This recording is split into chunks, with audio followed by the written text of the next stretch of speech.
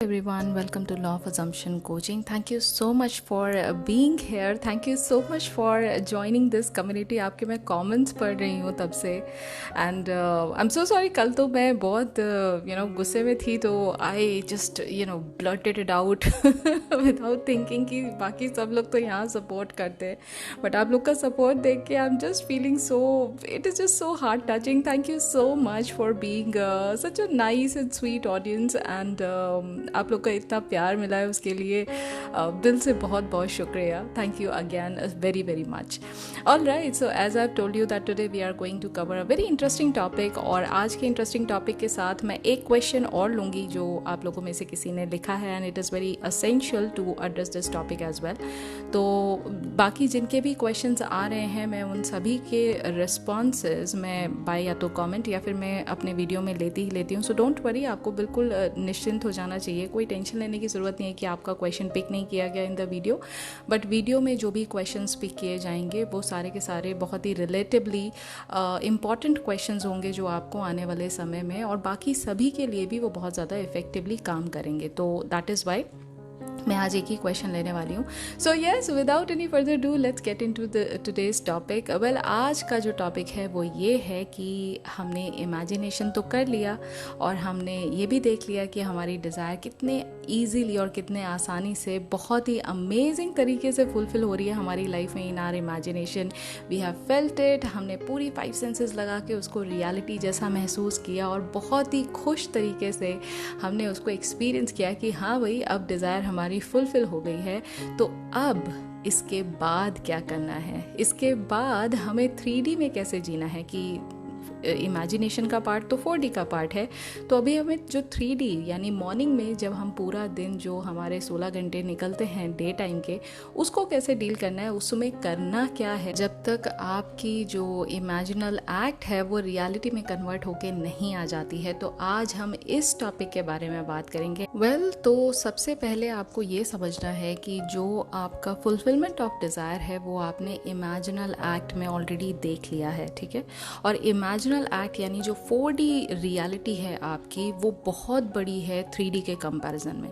तो जो 3D में चीज़ें आती हैं उसमें हमेशा टाइम लगता है क्योंकि वहाँ पर आपकी जो इमेजिनल चीज़ है उसको फिजिकल फॉर्म में बनाया जाता है. इसका मैं एक एग्जांपल देती हूँ. सपोज करिए कि अपना एक टॉय को, सपोज करिए एक छोटा सा डॉल है, उसको आप इमेजिन कर रहे हैं अपने माइंड्स आई में, ठीक है. अब आपने जब माइंड में उस चीज़ को देखा तो it did not even take a second to get that imagination. आपने एक सेकेंड में उस चीज़ को इमेजिन किया, उसका कलर आपने चेंज कर दिया, उसका साइज़ आपने छोटा बड़ा कर दिया, आपको जैसा इमेजिन करना है वैसा आपने इमीडिएटली कर लिया. बट जब मैं अगर आपको यही क्वेश्चन अगर मैं आपको 3D में पूछती हूँ, मैं आपको कहती हूँ कि एक काम करिए, ये जो इमेजिन किया ना आपने डॉल, इसको ना ज़रा मिट्टी से, ये रही क्ले, और इसको ज़रा बना कर दिखाइए, ये रहे कलर्स, इसको बना कर दिखाइए. तो क्या आप एक सेकंड में उस चीज़ को बना पाएंगे? नहीं बना पाएंगे. क्यों?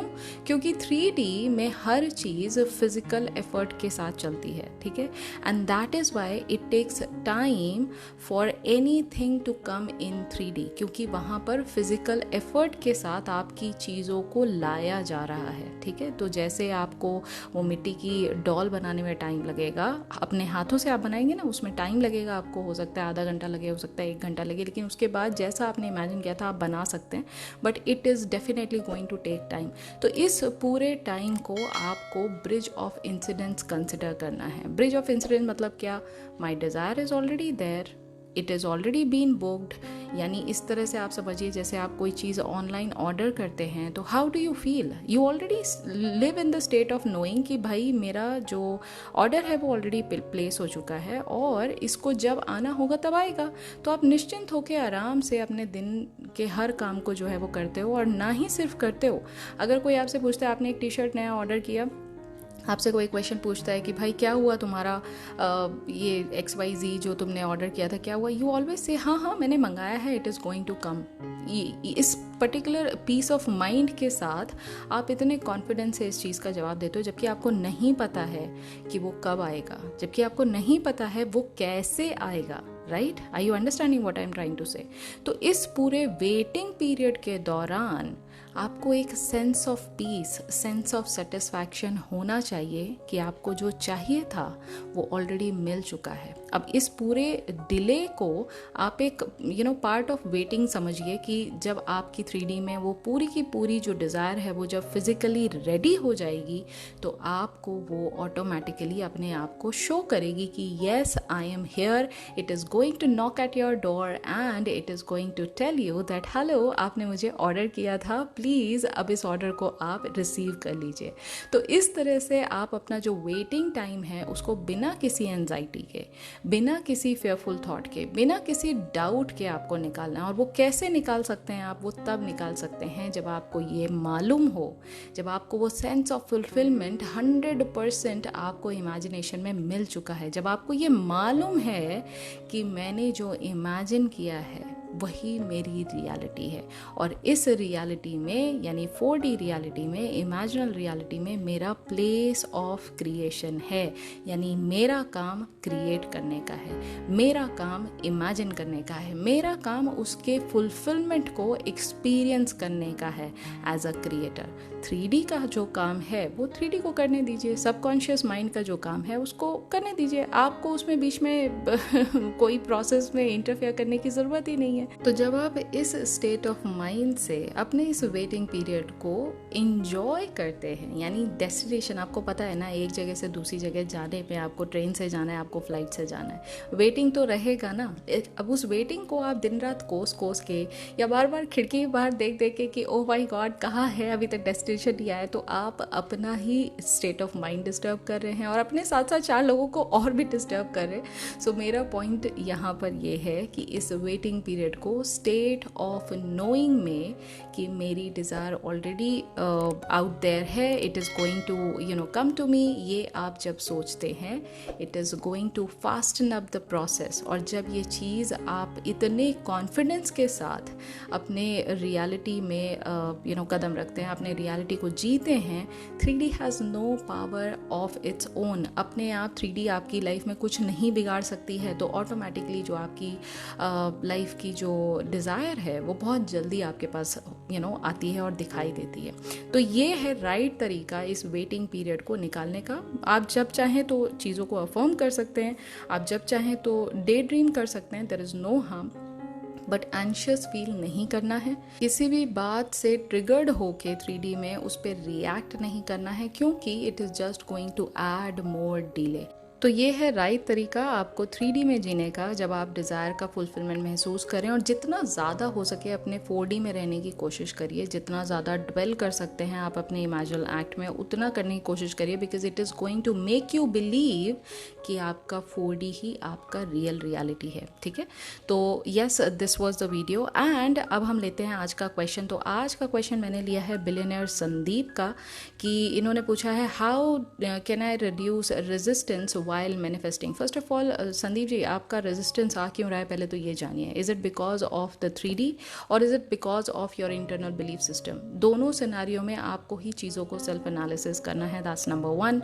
Number 2 is the easiest and the most smoothest process of reducing any kind of resistance or any kind of dilemma in your mind is to dwell in your 4D reality। जितना ज़्यादा आप 4D reality में जितना time, क्योंकि अभी हो क्या रहा है ना, मैं आपको बताती हूँ, हम 3D में इतना यूज टू हो चुके हैं ना चीज़ों को बिलीव करने के लिए कि हमें पता ही नहीं है कि हमें 4D रियलिटी को एक्सेप्ट कैसे करना है एज आर रियल रियलिटी। क्योंकि आपका मोस्ट ऑफ द जो टाइम है कॉन्शियसली आप 3D में इन्वेस्ट करते हैं, 3D में आप चीज़ों को जीते हैं, एक्सपीरियंस करते हैं, तो आपको लगता है 3D रियल रियलिटी है।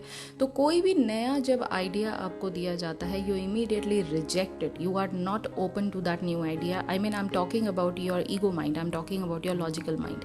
That is why you create this kind of resistance. It is always creating this kind of added resistance जिसकी कोई ज़रूरत नहीं है। आज 3D में आप 5 सेंसेस को यूज़ कर रहे हैं, तो 3D की रियलिटी आपको एक्सपीरियंस हो रही है।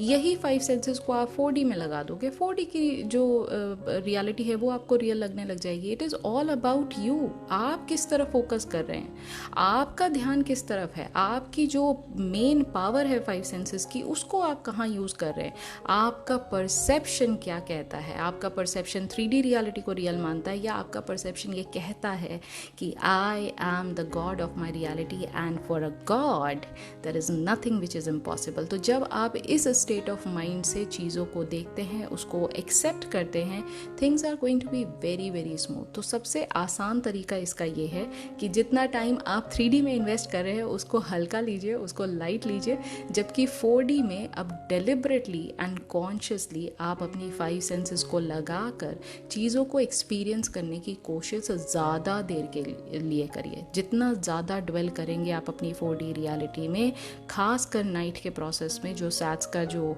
पूरा का पूरा प्रोसेस है, जब आप उसको करते हैं तो आपकी ये जो स्टेट ऑफ माइंड है आपका, जिसमें बार बार ये रिजेक्शन आता है कि नहीं जो मैं कह रहा हूँ, अफर्म कर रहा हूँ, वो सच्चाई नहीं है क्योंकि वो 3D में दिखाई नहीं दे रहा है। It is not going to be rejected by your logical brain like immediately, because you are not focusing on 3D reality now, you are only focusing on 4D reality. So yes, this was the question of today. I hope you have enjoyed today's video. और मैं बहुत जल्दी अब एक नया topic शुरू करने वाली हूँ। बहुत सारे क्वेश्चंस आ रहे हैं रिगार्डिंग सबलिमिनल। बिल्कुल आपकी रिक्वेस्ट सर आंखों पे मैं हर एक चीज़ का प्रोसेस, जैसे मैंने एफर्मेशन का निकाला था, ऐसे ही मैं पूरा का पूरा सीरीज़ उसके लिए भी लेकर आ रही हूँ। Don't worry, everything is going to get covered. But आज से रिलेटेड अगर आपको कोई क्वेश्चन है तो प्लीज़ आप मुझे कमेंट में लिखकर पूछ सकते हैं। और अगर आज की वीडियो आपको पसंद आई है तो please do not forget to give it a big fat thumbs up. इसको लाइक करिए, शेयर करिए and do not forget to subscribe to my channel. और अगर आपको डेली डोज ऑफ नेबल चाहिए तो आप मुझे इंस्टाग्राम पर भी फॉलो कर सकते हैं। My Instagram handle is law of assumption coaching. अब मैं मिलूंगी आपसे कल। आपके जो भी छोटे बड़े जो भी आपने मुझसे क्वेश्चंस पूछे हैं, प्लीज़ प्रिसाइज क्वेश्चन पूछिए। वेग क्वेश्चन पूछेंगे तो आंसर भी वेग ही मिलेगा, उसका कोई फ़ायदा नहीं है। तो जितना प्रिसाइज क्वेश्चन पूछेंगे उतना अच्छा रहेगा। और yes, I'll be meeting you very soon tomorrow with a new topic, and until then please do take care of yourself and happy manifesting.